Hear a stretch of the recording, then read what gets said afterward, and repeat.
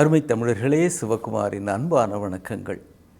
இன்றைக்கி காலை பொழுது வெகு அழகாக விடிந்திருக்கிறது. இளம் சூரியன் அப்படி கொஞ்சம் கொஞ்சமாக மேலே வந்து கொண்டிருக்கிறார். வருஷம் முழுக்க மழையாக பொழிய வேண்டும் அப்படின்னு ஆசைப்பட்டால் அது குழந்தைத்தனமான ஆசை. யாருமே அதை விரும்ப மாட்டார்கள். அதுவும் இந்த தடவை போதுமான அளவுக்கு மழை சென்னை பகுதிகளில் பெருசாக பெய்யலை அப்படின்னு ஒரு கணக்கு சொல்கிறாங்க. இது ஏதோ காலையில் வானிலை அறிக்கை சொல்கிற மாதிரி இருக்கா? இல்லைங்க, இது வாழ்வியல் அறிக்கை. என்னது வாழ்வியல் அறிக்கை? எல்லாமே கலந்திருப்பது தான் எல்லோருடைய வாழ்க்கையும். நம்ம பெரிய பணக்காரங்களை பற்றி ஒரு கற்பனை எல்லாம் உண்டு. அவங்களுக்கு என்னப்பா சகல சௌபாக்கியமும் நிரம்பி இருக்கிறாங்க, வாழ்க்கையில் சந்தோஷமாக இருக்கிறாங்க அப்படின்னு. இல்லை, சகல சௌபாக்கியமும் இருக்கலாம், சந்தோஷமாக இருக்கிறாங்களா அப்படின்றது அவங்கள கேட்டால் தான் தெரியும். ஒருத்தர் கப்பலில் போய்கிட்டே இருக்கிறாரு. திடீர்னு அந்த கப்பல் உடைந்து விடுகிறது. அப்படியே நீந்தி தடுமாறி பக்கத்தில் ஒரு தீவில் போய் கரையேறுகிறார். அங்கே தீவில் அப்படியே அவர் அங்கே என்ன இருக்குதோ அங்கே கிடைக்கிற காய்கனி இதை சாப்பிட்டுக்கிட்டு அங்கே இவரே முடிஞ்ச ஒரு குடிசை மாதிரி ஒன்று கட்டிக்கிட்டு அங்கே எப்படி வாழ்ந்துட்டுருக்கிறார். நம்ம இருக்கிற இடம் இனிமேல் யாருக்கு தெரிய போகுது, ஆண்டவன் நம்மளை இங்கே தான் கொண்டு வந்து சேர்த்துருக்கிறான் அப்படின்னு ஒத்தையில் வாழ்ந்துக்கிட்டு இருக்கிறார். ஆனால் இவர் எந்த நிறுவனத்திலிருந்து புறப்பட்டாரோ அந்த நிறுவனத்தை சேர்ந்தவர்கள் இவர் எங்கே போனார், என்ன ஆனார் அப்படின்னு தேடி தவிக்கிறார்கள். இதுக்குள்ளே ஒரு 6-7 மாதம் ஆகி பிறகு 9 ஓராண்டு காலம் ஓடி போய் விடுகிறது. இவர் இருக்கிற இடம் எங்கேன்னு தெரியல. அப்புறமா இப்போ வந்திருக்கிற நவீன தொழில்நுட்ப கருவியெல்லாம் வச்சு ஒரு வழியாக அவர் இருக்கிற அந்த தீவை கண்டுபிடித்து விட்டார்கள். இப்போ இன்னொரு கப்பல் அனுப்பி அந்த கப்பல் கேப்டன்கிட்ட போய் எப்பா அவர் அப்படியே ராஜ மரியாதையோடு திரும்ப அழிச்சிக்கிட்டு வா அப்படின்னு சொல்கிறாங்க. இப்போ அந்த கப்பல் அங்கே செல்லுகிறது. அந்த கப்பல் கேப்டன் என்ன பண்ணுறாரு, நேர அவர்கிட்ட போய் அன்றைக்கி அந்த செய்தித்தாள்கள் எல்லாத்தையும் அவர்கிட்ட கொடுக்குறார். கொடுத்து இதெல்லாத்தையும் படித்து பாருங்கள், இதெல்லாத்தையும் படித்த பிறகு நீங்கள் அங்கே மறுபடி வரணும்னு நினச்சிங்கன்னா வாங்க போகலான்னார்.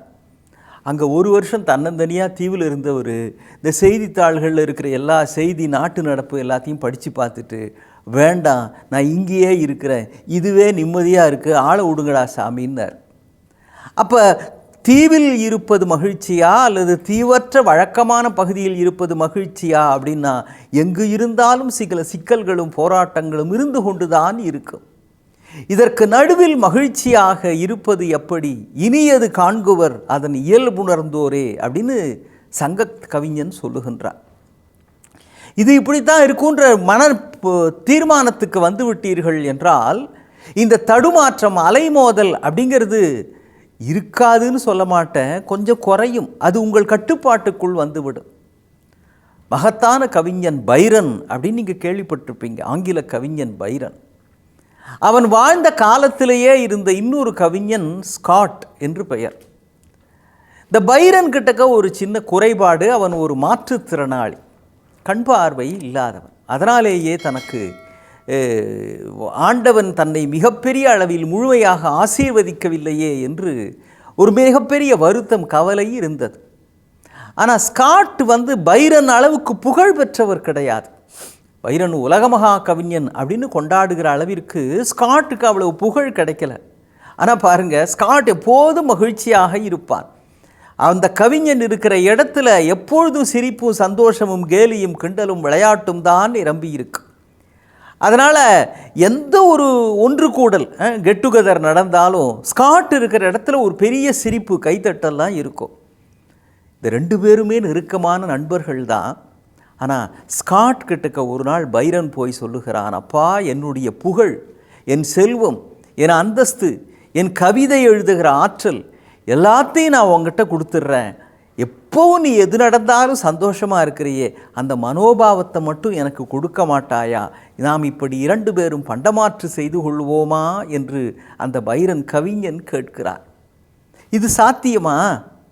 இந்த மனசு ஒத்தட்ட கொடுத்துட்டு அப்புறம் அவர்கிட்டக்கேந்து எப்பொழுதும் மகிழ்ச்சியாக இருக்கிறது எப்படி அப்படின்றத மனோபாவத்தை வாங்கி கொள்வது, இது என்ன கைமாத்து? சார் ஒரு 10,000 ரூபா இருந்தால் கொடுங்க, ஒரு 2 மாதத்தில் திருப்ப கொடுத்துட்றேன் வட்டி போட்டு. அதே மாதிரி மகிழ்ச்சியை வட்டி போட்டு திருப்பி தருகிறேன்னு சொல்லி வாங்க முடியுமா? இல்லைங்க, அது வெளியில் எங்கேயுமே கிடைக்காது.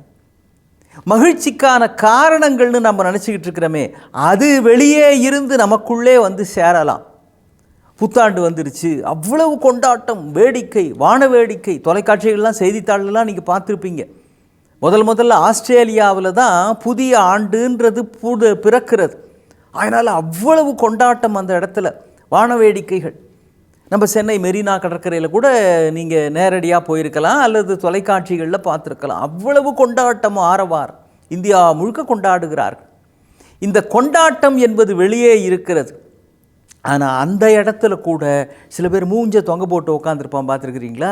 வெளி விஷயங்கள் எல்லாம் மகிழ்ச்சிக்கு என்று ஏற்பாடு செய்யப்பட்டாலும் கூட இதை வைத்துக்கொண்டு உள்ளே ஆனந்தமாக இருப்பது என்பது அவரவர்கள் மனதை பொறுத்தது. அதனால் பல விஷயங்களை நமக்குள்ளே சேர்த்து கொள்ளலாம். உங்களுக்கு அந்தஸ்து கிடைக்கலாம், சொத்து கிடைக்கலாம், அல்லது மிகப்பெரிய விலை உயர்ந்த கார் உங்களுக்கு என்று வாங்கலாம், மிகப்பெரிய பங்களா வாங்கலாம். இவை அனைத்தும் மகிழ்ச்சிக்கான காரணம் என்று இந்த உலகம் தீர்மானித்தது.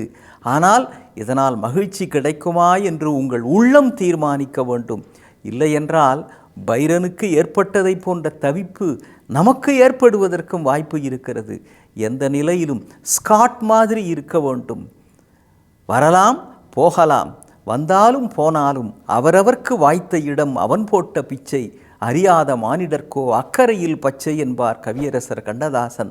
அக்கறையில் பச்சை அல்ல, வாழ்வே பசுமையாக பரிமளிக்க வேண்டும் என்றால் அதற்கான ரகசியம் உங்களுக்குள்ளே தான் இருக்கிறது.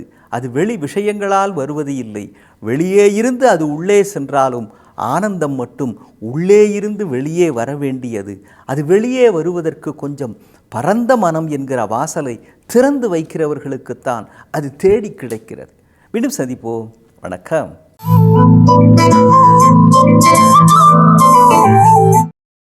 இன்னும் பல வீடியோக்களை காண சன் லைஃப் சேனலை சப்ஸ்கிரைப் பண்ணுங்க.